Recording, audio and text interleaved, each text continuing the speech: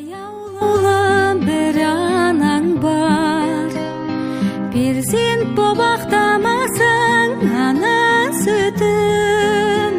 Жер басып жүрмей ақ қой, ей адамдар.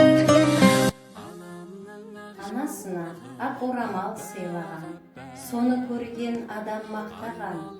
Әр балаға осы қылық жарасқан, аман болсын қасындағы ақ анаң. Басымда, басымда тұрады әркез бақ қонақта.